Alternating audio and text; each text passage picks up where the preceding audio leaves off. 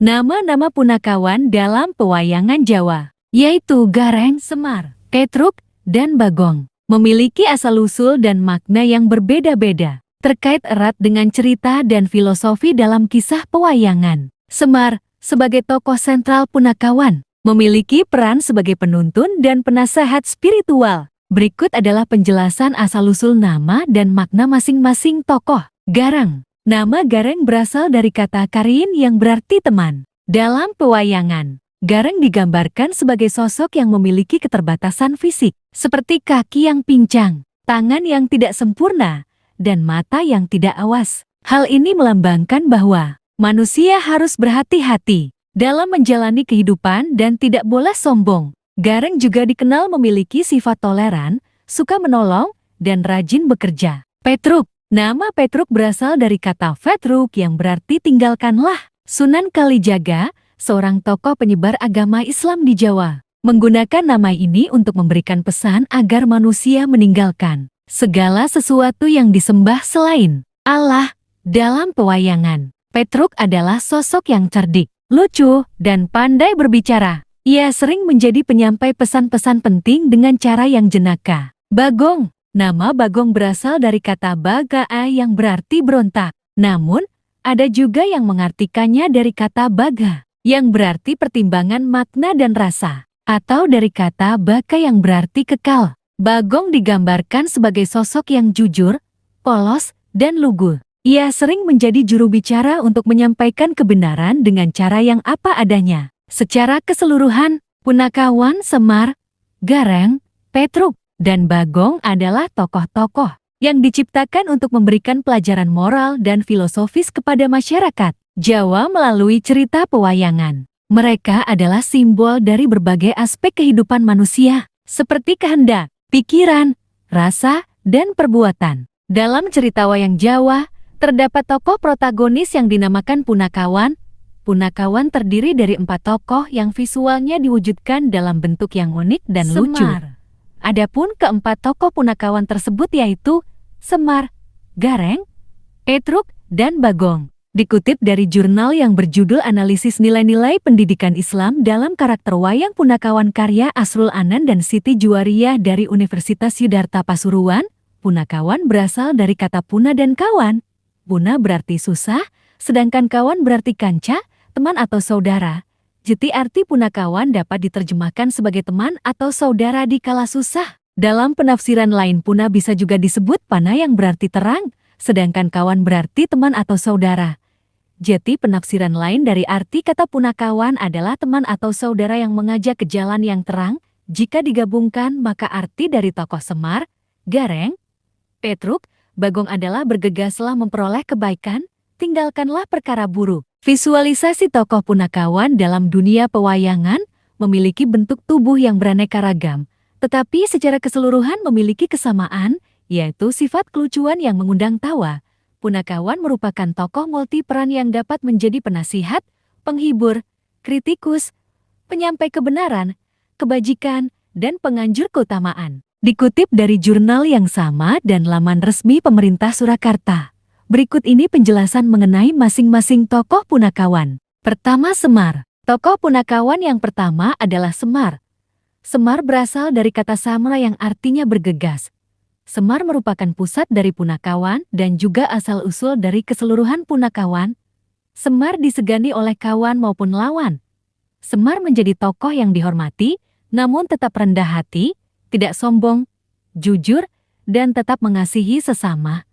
Semar memiliki banyak kelebihan tetapi tidak lupa diri karena kelebihan yang dimiliki. Semar digambarkan memiliki kuncung putih di kepala yang diartikan sebagai simbol dan pikiran. Semar juga memiliki hidung sunti yang membulat kecil tapi tidak pesek. Badan Semar berbentuk bulat dan gemuk, wajah yang bulat, mata berair, tangan kanan menunjuk, tangan kiri mengepal, dan kaki yang pendek. Posisinya agak terbuka dengan dagu menjorok ke depan atau nyaduk. Semar menggunakan perhiasan, giwang lombok abang, gelang ligan, sabuk dawala, pokong dagelan dengan motif poleng. Filosofi Semar yaitu jari telunjuk seolah menuding, melambangkan karsa atau keinginan yang kuat untuk menciptakan sesuatu, Mata yang menyipit juga melambangkan ketelitian dan keseriusan dalam menciptakan. Kedua, garang. Nala garang berasal dari kata nala hairan, memperoleh kebaikan. Nala garang adalah seorang yang tak pandai bicara. Karakter yang disimbolkan adalah cacat. Kaki yang menggambarkan manusia harus berhati-hati dalam menjalani kehidupan. Tangan yang cacat menggambarkan manusia bisa berusaha, tetapi Tuhan yang menentukan hasil akhirnya. Mata yang cacat menunjukkan manusia harus memahami realitas kehidupan. Garang memiliki sifat penuh toleransi, suka menolong, dan sifat sepiing pamrih reming gawe yang artinya rajin bekerja dan jauh dari watak aji mumpung. Ciri-ciri spesifik lainnya dari garang adalah rambutnya yang dikuncir, hidung nerong gelatik atau mirip terong kecil, mulut mesem atau senyum dengan dagu cupet. Badan garang meropoh, berukuran kecil dengan perut ngendil. Baunya brojol, tangan kiri tekel, jari-jari kiri ngepel, jari-jari kanan nuding. Garang menggunakan atribut kalung gobok atau bendul yang dibuat dari uang logam kuno yang tengahnya berlubang segi 4. Sabuk dawala artinya tali atau pengikat. Filosofi nala garang yaitu anak pertama Semar yang tercipta dengan tangan yang cacat, kaki yang pincang, mata yang juling. Hal tersebut melambangkan cipta. Ketiga, Petruk. Punakawan yang ketiga bernama Petruk. Petruk berasal dari kata Fatruk, tinggalkanlah. Petruk adalah anak kedua Semar.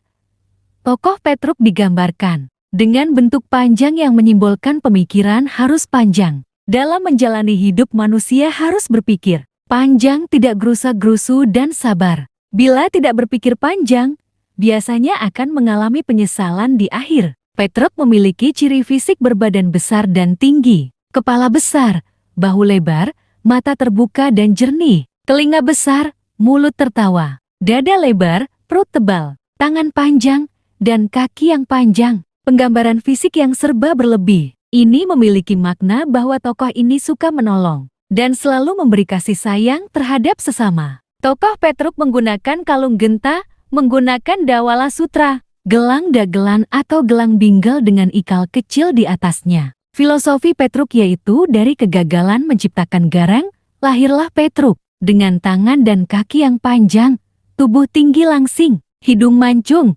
wujud dari cipta, yang kemudian diberi rasa, sehingga terlihat lebih indah dengan begitu banyak kelebihan. Keempat, Bagong. Punakawan terakhir adalah Bagong. Bagong berasal dari kata albagoya, perkara buruk. Bagong adalah tokoh yang diciptakan dari bayangan Semar. Bagong bertubuh tambun gemuk seperti halnya Semar. Bagong berkarakter suka bercanda bahkan saat menghadapi persoalan yang teramat serius serta memiliki sifat lancang dan suka berlagak bodoh.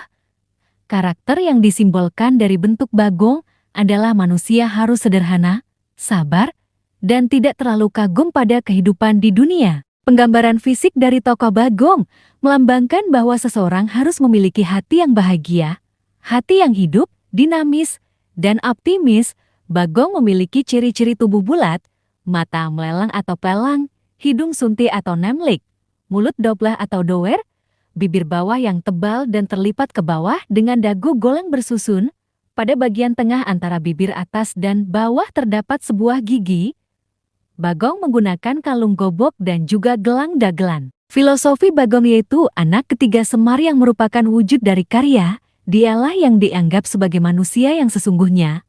Walau Petruk lengkap dengan keindahan dan kesempurnaan, tapi Bagonglah yang dianggap sebagai manusia yang utuh karena dia memiliki kekurangan. Dikutip dari laman resmi pemerintah Surakarta, tokoh-tokoh punakawan Semar, Gareng, Petruk, Bagong seperti yang dijelaskan di atas sebenarnya merupakan perwujudan dari sifat dan watak manusia. Semar melambangkan karsa yang artinya kehendak atau niat. Garang melambangkan cipta yaitu pikiran, rasio, dan nalar. Petruk melambangkan perasaan, dan Bagong melambangkan karya yaitu usaha, perilaku, dan perbuatan. Apabila keempat tokoh tersebut disatukan maka akan menjadi karsa, cipta, karya, rasa, dan budi pekerti yang disertai karya, atau daya yang akan menjadi budidaya, atau bersatunya budaya masyarakat yang dinamakan kebudayaan.